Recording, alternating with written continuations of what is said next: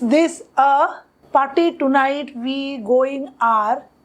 क्या इन वर्ड से आपके माइंड में कुछ मीनिंग आया? जी नहीं मैम, बिल्कुल भी नहीं आया। क्या बोल रही हैं आज आप? ये ऐसे कैसे सेंटेंस बना रही है? करेक्ट। हम आज जिस टॉपिक पे बात करने जा रहे हैं वो हमारा है सेंटेंस। और सेंटेंस कैसे फ्रेम करते हैं? क्या ग्रुप ऑफ वर्ड्स होने से ही सेंटेंस हो जाते हैं? ग्रुप ऑफ वर्ड्स तो मैंने स्टार्टिंग में बोला, तो क्या आपको कोई मीनिंग समझ में आया? बिल्कुल नहीं आया। तो अगर मीनिंग समझना है तो कुछ वर्ड्स, जो ग्रुप ऑफ वर्ड्स है, जो सेंटेंस है, उनको इस तरह से सेट करना है एक ऑर्डर में कि आप उससे कुछ सेंटेंस का मीनिंग निकाल सके। तो इसी टॉपिक को लेके आज हम आपके साथ डिस्कस कर रहे हैं एंड बहुत सारे एग्जाम्पल्स भी सॉल्व करेंगे। सो वीडियो में अंत तक बने रहिए और हम शुरू करते हैं हमारा आज का टॉपिक। तो हमारा आज का टॉपिक, जैसे आप जानते ही हैं, इज सेंटेंस। सेंटेंस क्या होता है? Some group of words that are arranged in a sequence, जिसमें सब्जेक्ट भी होगा, वर्ब भी होगा, ऑब्जेक्ट भी होगा, हेल्पिंग वर्ब भी होगा, किसी में सिर्फ वर्ब होगा, मेन वर्ब, या किसी में ऑक्सिलरी वर्ब्स होगा, किसी में मॉडल्स होगा, किसी में पार्ट्स होगा, द स्पीच जैसे प्रीपोजिशन होगा, एडजेक्टिव्स होगा, बहुत बहुत बहुत कुछ है। तो आज हम शुरू करते हैं एकदम शुरुआत से इंग्लिश, एकदम फर्स्ट स्टेप सेंटेंस का, और बाकी तो हम धीरे धीरे अपनी अपकमिंग क्लासेस में करते जाएंगे। तो पहला हम क्या करेंगे? पहले हम सीखेंगे सेंटेंस किसे कहते हैं और सेंटेंस के कितने पार्ट्स होते हैं। सेंटेंस के भी पार्ट्स होते हैं? जी हाँ, बिल्कुल होते हैं। सेंटेंस के भी पार्ट्स होते हैं, और वो पार्ट्स क्या होते हैं? वेट होल्ड ऑन, मैं टॉपिक पे आ रही हूँ और धीरे धीरे वीडियो के अंदर आपको सारी टॉपिक्स मिल जाएंगी कि सेंटेंस के कितने पार्ट्स है, क्या है, कैसे है। तो सबसे पहले हमारा क्या है? सेंटेंस। तो sentence are group of words that gives us a complete meaning. मैंने ये वर्ड कंप्लीट मीनिंग क्यों लिखा है? अगर मैं बोलूंगी यू ईट, क्या खाऊं मैं, तो मुझे कंप्लीट मीनिंग देने के लिए मुझे बोलना पड़ेगा यू ईट द फूड, और यू ईट द चॉकलेट, और you eat an ice cream. So group of words जब एक साथ इन अ प्रॉपर ऑर्डर में हम लिखेंगे तो उन्हें हम कहेंगे सेंटेंसेस। अब सेंटेंसेस के होते हैं हमारे 2 पार्ट्स। जी हाँ, एक सेंटेंस के सिर्फ 2 ही पार्ट्स होते हैं, चाहे वो कितने भी बड़े सेंटेंस हो। उसके अंदर पार्ट्स ऑफ स्पीच वो अलग अलग हो सकते हैं, लेकिन सेंटेंस के सिर्फ 2 पार्ट्स हैं, और वो क्या है? वो है हमारे सब्जेक्ट एंड प्रेडिकेट। सब्जेक्ट क्या होता है? जब मैं किसी भी टॉपिक के बारे में या किसी इंसान के बारे में, किसी जगह के बारे में मैं अगर उसका नाम बता रही हूँ या उसका नाम मेंशन कर रही हूँ, तो वो होता है हमारा सब्जेक्ट, क्योंकि उसी नाम के बारे में आगे हम कुछ ना कुछ हमारे सेंटेंस के अंदर डिस्कस करेंगे या हम अपने सेंटेंस के अंदर उसके बारे में बताएंगे। तो जिस भी इंसान, जगह, चीज़ के बारे में हम डिस्कस करेंगे या बात करेंगे या उसके बारे में कुछ बताएंगे, समथिंग न्यू इन्फॉर्मेशन देंगे, तो वो पार्ट हो जाता है हमारा सब्जेक्ट, और जो बाकी का हिस्सा होता है वो हो जाता है हमारा प्रेडिकेट, कि उस सब्जेक्ट के बारे में हमने क्या क्या बात बताई और क्या क्या बोला। तो सेंटेंस के कुल मिला के सिर्फ 2 हिस्से होते हैं, subject and predicate. Subject starting का हिस्सा होता है जिसके अंदर हम उसके बारे में बात करते हैं, और क्या बात करते हैं वो होता है हमारा प्रेडिकेट। अब यहाँ पे भी हम ये देख सकते हैं 90% केसेस में तो सब्जेक्ट स्टार्टिंग में ही आता है, लेकिन 10% एक्सेप्शंस भी है कि सब्जेक्ट बाद में भी आ जाए, पहले प्रेडिकेट आ जाए। तो घबराइए मत, ये सारे हम एग्जाम्पल्स के थ्रू सॉल्व करने वाले हैं। तो मेरा फर्स्ट क्वेश्चन है, the cackling of geese save Rome. So यहाँ पे the cackling of geese are birds and cackling of geese ये साउंड है जो गीज निकालती है, एंड यहाँ पे it is acting as a collective noun. Cackling of geese ये एक तो कलेक्टिव नाउन है। तो ये पूरा का पूरा, बिकॉज यहाँ पे हम किसकी बात कर रहे हैं? गीज की बात। तो खाली गीज को मैं सब्जेक्ट नहीं लूँगी, मैं किसे सब्जेक्ट लूँगी? मैं ये पूरा जो सेंटेंस है यहाँ से, द कैकलिंग ऑफ गीज, इसे मैं सब्जेक्ट कहूँगी। बिकॉज मैं सिर्फ गीज को नहीं ले सकती, बिकॉज यहाँ पे जो कैकलिंग ऑफ गीज है उसकी बात हो रही है। वो जो साउंड है गीज एक साथ मिल के जब निकालती है यहाँ पे, उसकी बात हो रही है। तो सब्जेक्ट हमारा हो गया the cackling of geese saved Rome, Rome को उसने बचा लिया। So this is our predicate. तो प्रेडिकेट की पहचान ये होगी कि सब्जेक्ट के बाद हमें यहाँ पे उसके साथ एक तो वर्ब मिलेगा और साथ में वर्ब के हमें एक तो ऑब्जेक्ट भी मिलेगा। अब रोम, किसी किसी के माइंड में क्वेश्चन आएगा, मैम रोम तो खुद ही एक सब्जेक्ट है। बिल्कुल, रोम एक सब्जेक्ट है, लेकिन यहाँ पे हम बात नहीं कर रहे रोम की, यहाँ बात हम कर रहे हैं गीज की कैकलिंग की, उसके वजह से रोम बच गया। तो यहाँ पे जो सेकेंड में जो सब्जेक्ट फॉर्म में आता है उसे हम सब्जेक्ट नहीं कहते हैं, वो होता है हमारा सेंटेंस का object. So cackling of geese saved Rome, so this part is subject and this part is predicate. Now our second part, the boy stood on the burning deck. तो यहाँ पे बहुत आसान है, हम किसकी बात कर रहे हैं, बॉय की। So the boy is our subject, stood on the burning deck, जलती हुई वो जो शिप के ऊपर जो डेक है उसके ऊपर खड़ा हो गया। ये फेमस लाइन कैप्टन ओ कैप्टन जो पोएम है उसमें से ली गई है। The boy is the subject and stood on the burning deck, ये है हमारा प्रेडिकेट।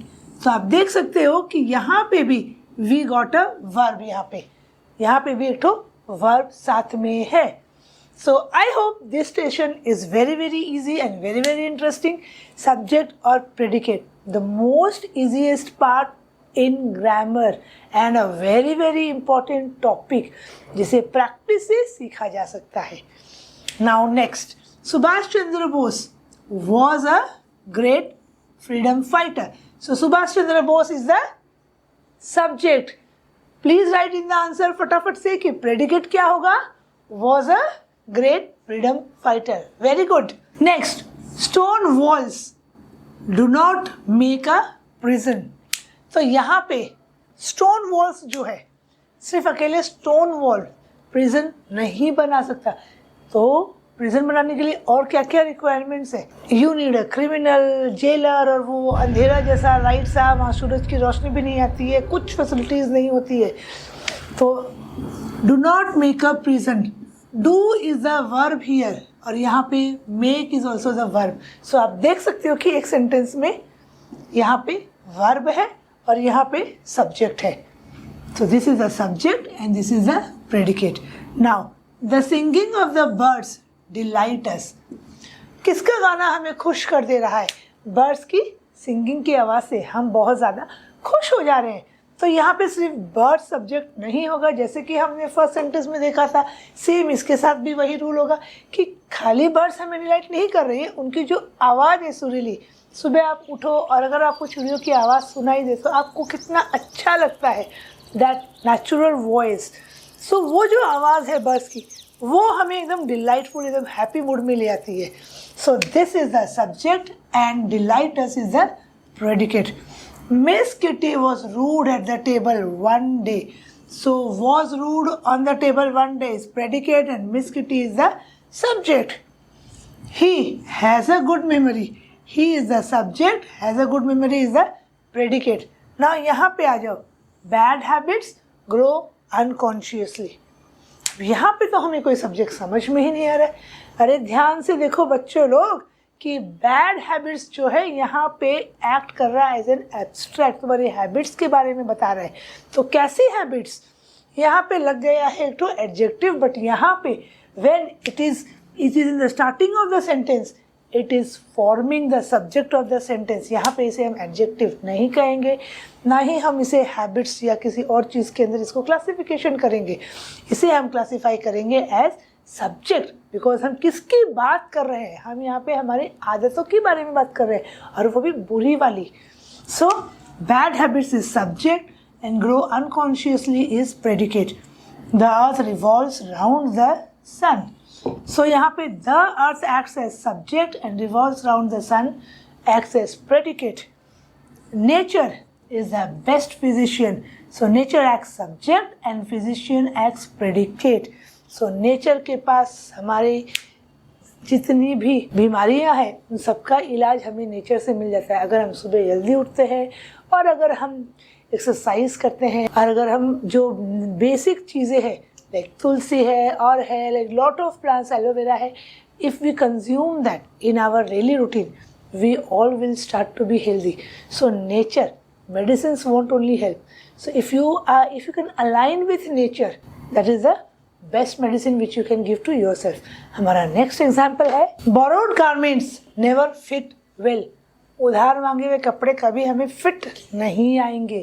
So किस तरह के कपड़े की बात हो रही है यहाँ पे? Borrowed garments. So borrowed garments हमारे subject है, never fit well is our predicate. A sick room should be well aired. यहाँ पे हम जिस रूम की बात कर रहे हैं वो कैसी रूम की बात कर रहे हैं? जिसमें किसी बीमार इंसान को रखा जाता है. तो अगर उसे हम सब तरह से बंद कर देंगे, नेचुरल वेंटिलेशन नहीं मिलेगा, सनलाइट नहीं मिलेगा, तो वह इंसान को ठीक होने में जितना समय लगता है उससे बहुत ज़्यादा समय लगेगा. So a sick room should be well aired. So a sick room is the subject, should be well aired is the predicate. अब देखिए एक नया ट्विस्ट हमारे सेंटेंस में, जो कि मैं इस वीडियो के स्टार्टिंग में बोल रही थी कि ज़रूरी नहीं है कि प्रेडिकेट हमारा हर बार बाद में ही आएगा और सब्जेक्ट हमारा हर बार फर्स्ट में ही आएगा. हाँ, प्रोबेबिलिटी बहुत ज़्यादा है सब्जेक्ट की स्टार्टिंग में आने की. So on top of the hill lives a hermit. तो you can see in the sentence हम किसकी बात कर रहे हैं? क्या हिल के टॉप की बात कर रहे हैं? क्या हमें ऑन टॉप ऑफ द हिल की कोई इन्फॉर्मेशन मिली है? नहीं. हमें इन्फॉर्मेशन किसके बारे में मिली है? आ हर्मिट मतलब एक साधु, उसके बारे में मिली है. वो कहाँ रहता है? On top of the hill. So यहाँ पे हम देख सकते हैं कि जिसके बारे में हमें इन्फॉर्मेशन मिलती है वही हमारा सब्जेक्ट है. तो यहाँ हमें इन्फॉर्मेशन मिल रही है हर्मिट के बारे में, सेज के बारे में, साधु के बारे में. तो ये हमारा अ हर्मिट हो गया सब्जेक्ट और ऑन टॉप ऑफ द हिल हो गया हमारा प्रेडिकेट. तो यहाँ पे ये सब्जेक्ट और ये हो गया predicate. All roads lead to Rome मतलब सारे रास्ते रोम की तरफ ही जाते हैं. तो किसकी बात हो रही है? क्या खाली ऑल या खाली रोड्स? हम किसकी बात कर रहे हैं सब्जेक्ट के अंदर? सब्जेक्ट के अंदर हम बात कर रहे हैं कि जितने भी रास्ते हैं वे सारे के सारे रास्ते रोम की तरफ जाते हैं. So all roads is the subject and lead to Rome is the predicate.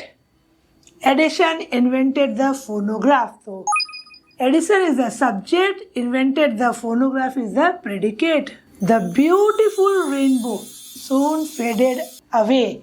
The beautiful rainbow is the subject and soon faded away is the predicate. Next part. अब यहाँ तो सिर्फ sit down ही लिखा है मैम. इसमें हमें कैसे पता चलेगा कि सब्जेक्ट क्या है, प्रेडिकेट क्या है? Sit is of course a verb. And down नीचे बैठ जाओ तो it is a phrase which we are using here as a sentence. तो इस तरह के सेंटेंसेस को हम इम्पेरेटिव सेंटेंस बोलते हैं, जिसके अंदर जिसे हम बोल रहे हैं you, suppose I am saying it to you, तो यू इज़ अंडरस्टूड, ये बोला नहीं जाता है. हम इस तरह के क्वेश्चंस एग्जामिनेशन, किसी भी एग्जामिनेशंस के अंदर जो तुम्हारे कॉम्पिटिटिव एग्जाम्स है, जैसे CGSL, तुम्हारा CUET, तुम्हारा IELTS, उन सब में इस तरह के क्वेश्चंस पूछते हैं where is the subject, where is the predicate. तो हम यहाँ देख सकते हैं कि यू इज़ अंडरस्टूड बिकॉज मैं किसी को जान रही हूँ, वो मुझसे मिलने आया या मेरे पास आया है, तभी तो मैं उसकी कह रही हूँ ना सिट डाउन. तो the person to whom I am referring will automatically understand, complete meaning मिल रहा है, इसीलिए ये सेंटेंस की कैटेगरी में आ रहा है. So you is understood and you is the subject in this case, and here sit down is the predicate. Similarly for thank you, same rules apply. Thank you is the predicate and you is the subject which is understood. If someone gives me, I say thank you, so that person will understand that I have said thank you. Next, here comes the bus. यहाँ पे भी आप देख सकते हो कि here comes, यह लो आ गई, तो यह लो आ गई, इसके अंदर सब्जेक्ट कहाँ है? बिल्कुल स्टार्टिंग में नहीं है, लेकिन बाद में तो आ गई. कि क्या आ गई? बस. तो जो बस है वो हमारी सब्जेक्ट है और हियर कम्स जो है वो हमारा प्रेडिकेट है. So here comes is the predicate, the bus is the subject. There came a giant to my room. अब ये तो और भी कॉम्प्लिकेटेड सेंटेंसेस है, ये धीरे धीरे हम सारे सेंटेंसेस समझेंगे। तो ये जो पोर्शन है, लो आ गया मेरे रूम में, अरे कौन आ गया मेरे रूम में, तो क्या मैम ऐसा हो सकता है कि सब्जेक्ट बीच में आएगा, आगे पीछे प्रेडिकेट हो जाएगा? जी हाँ, बिल्कुल हो सकता है कि सब्जेक्ट बीच में आ गया और आगे पीछे हमारा प्रेडिकेट हो गया। जिसके बारे में हम बात कर रहे हैं, सिर्फ इतना सा सोचना है कि जिसके बारे में हम बात कर रहे हैं, द बेसिक टिप, जिसके बारे में हम बात कर रहे हैं वो हमारा सब्जेक्ट है, तो वो आगे पीछे बीच में कहीं पे भी आ सकता है। इसे हमें सिर्फ कॉन्शियसली सोचना है कि हम किसके बारे में बात कर रहे हैं। So a giant is the subject and there came and to my room will be the predicate. So keep practicing subject and predicate and we will meet in our next video. Till the time, keep safe. Bye bye.